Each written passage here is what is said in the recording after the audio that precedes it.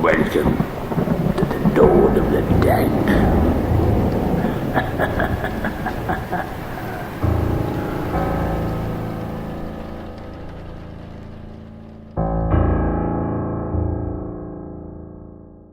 Alright guys, it's Stas here. It's time for another Lord of the Dank review.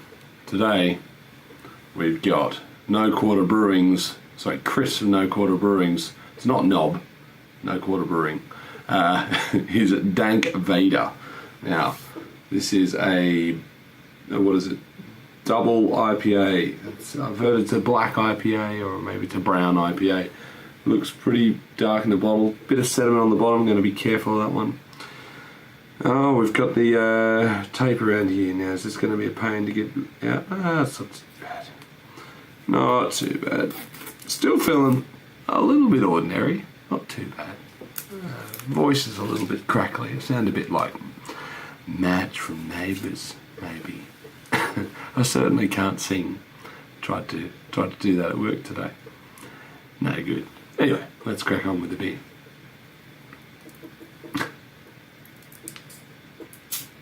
Bit of a hiss, bit of cannon smoke, look at that. Alright, now we're not going to go all the way here. Oop. Don't want to water down this 8 point whatever percent beer that we got. Lovely clear brown, I wouldn't say it's a black beer, but it's definitely a dark brown. Oh, go with the, don't want to go too aggressive on this one. There we go. Look at that. Yeah, it's definitely a brown beer. But there's little bits of light getting through the edge. But there's a little bit of carbonation there. I don't know if you can see that. Yeah, look at that. You can just see the brown hue just at the top there. Thin cap.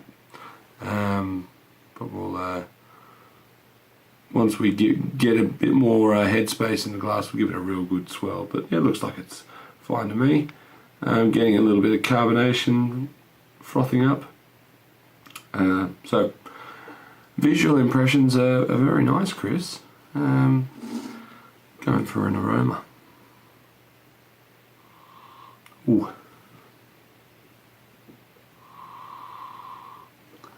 Yeah. This is probably 10 minutes out of the fridge, so it's probably still on the cold side. Getting juiciness, but also a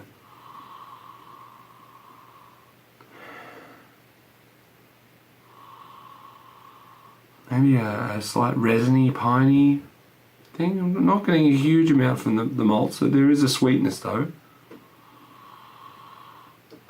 But it's a bit cold. I'm going to wait till I come back after it warms to give a full thing on the smell. Let's go for a taste. I'm thirsty just looking at this beer.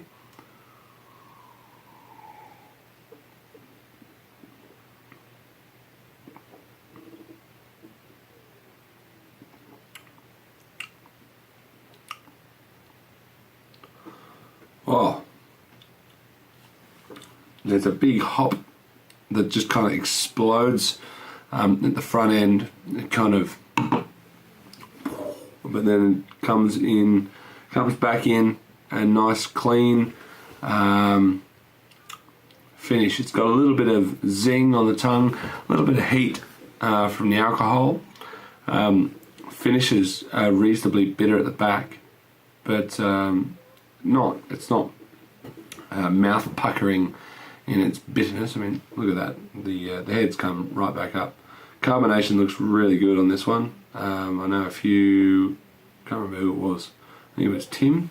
Said it was a little flat. Maybe it was somebody else. I don't know. But carbonation's exactly how I would like to see this beer carved. There's a bit of a,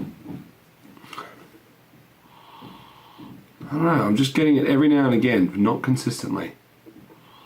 Yeah, it's just when the carbonation rises, it's almost, it's not a solvent.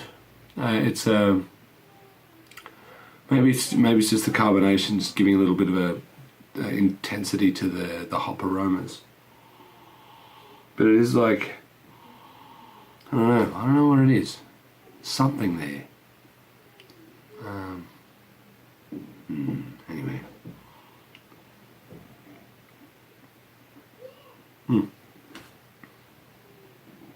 Lovely mouthfeel.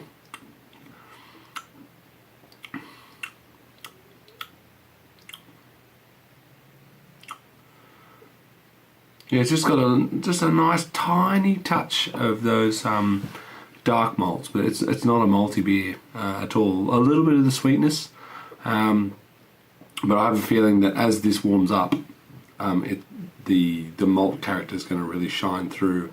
Because at the moment, it feels a little turbulent with the hops being like super present. The malt's kind of there, and they're just not quite. For me, at the moment, they're not quite sitting together. But anyway, I'm going to stop rabbiting on and get to making some notes on this one. So, back in a minute. Alright, guys.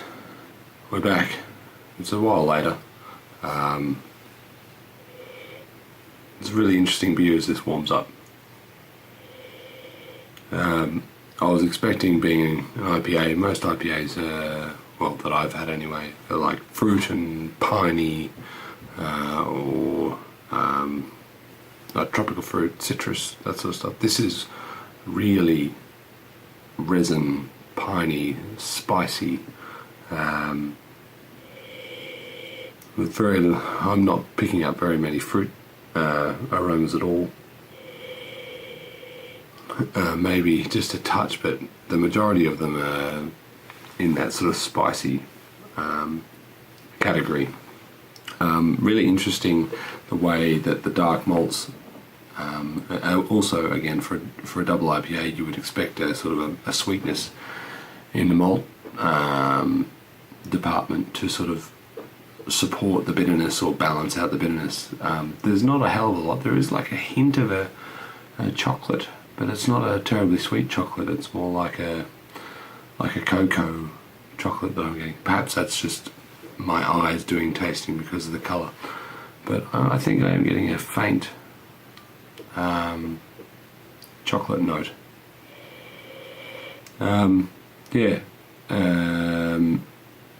How is the beer? The beer is a really nice looking beer, as you can see. I don't know, this is probably an hour after I stopped it. Really great looking beer. Can't really fault it on execution. In terms of my personal preference and the way that I perceive this beer, I find that the dry finish, it draws me back for more. The bitterness is, I wouldn't say it's aggressive or too much, but it is firm, and it's a really spicy bitterness. It's not a clean bitterness, so for me that kind of just starts to fatigue my palate a little bit. I maybe would prefer to have a little bit of sweet malt character, or maybe even just some other type of hop aroma or flavour that's not quite in that spicy, resiny category. But if that's what you were going for, then you definitely got that. But for me personally, I would be really happy to try this.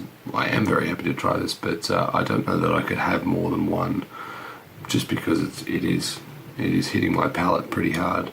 So but top work, Chris. This has been Stas reviewing No Quarter Brewing's Dank Vader as part of the Lord of the Dank competition. Big thanks to Chris for brewing this one up. Big thanks to all the other brewers, and a special thanks to Carl. I know that it's a lot of work to coordinate everything,